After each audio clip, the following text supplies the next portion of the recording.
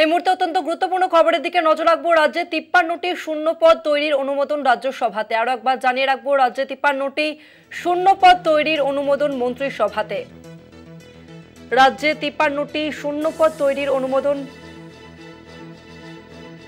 মন্ত্রিসভাতে। 4টি দপ্তরে 53টি শূন্য পদ তৈরির অনুমোদন। আপাতত চুক্তিভিত্তিক কর্মী।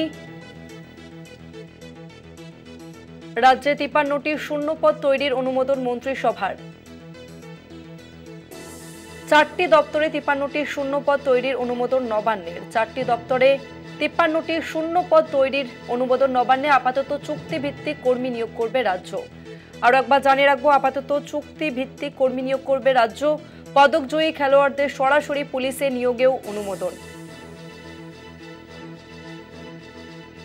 রাজ্যে 53টি শূন্য পদ তৈরিতে অনুমোদন মন্ত্রিসভার। 53টি শূন্য পদ তৈরির অনুমোদন মন্ত্রিসভার। 4টি দপ্তরে 53টি শূন্য পদ তৈরির অনুমোদন নবান্নের। আপাতত চুক্তিভিত্তিক কর্মী নিয়োগ করবে রাজ্য।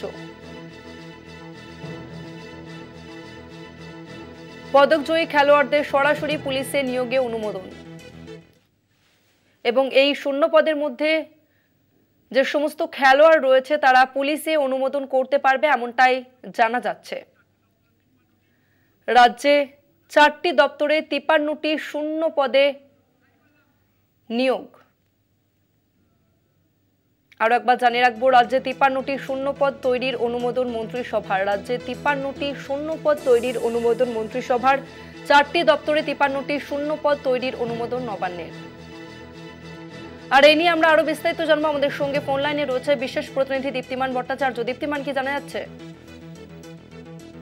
সবাই যে বৈঠক হয় সেই বৈঠকে কিন্তু 4টি দপ্তরের মধ্যে থেকে কিন্তু 4টি দপ্তরে 53টি পদের অনুমোদন দেওয়া হয়েছে এবং এর ভিতরে কয়েকটা দপ্তরে যেরকম কন্ট্রাকচুয়াল বেসিস রয়েছে সেটারও অনুমোদন দেওয়া হয়েছে এবং এটা ক্যাবিনেটে পাস হওয়ার পর এবার এটাকে বাস্তবায়িত করা হবে। এবং এই 4টি দপ্তরের মধ্যে রয়েছে নগর উন্নয়ন দপ্তর রয়েছে, কম্পিউটারের ক্ষেত্রে লোক নেওয়া হবে, এরকম বেশ কিছু জায়গা রয়েছে যেখানে এই ভ্যাকেন্সিগুলো অনেকদিন ধরে ছিল, সেই ভ্যাকেন্সিগুলোকে এখন ফুলফিল করা হবে। তাসমিনা, ধন্যবাদ তোমাকে দীপ্তিমান।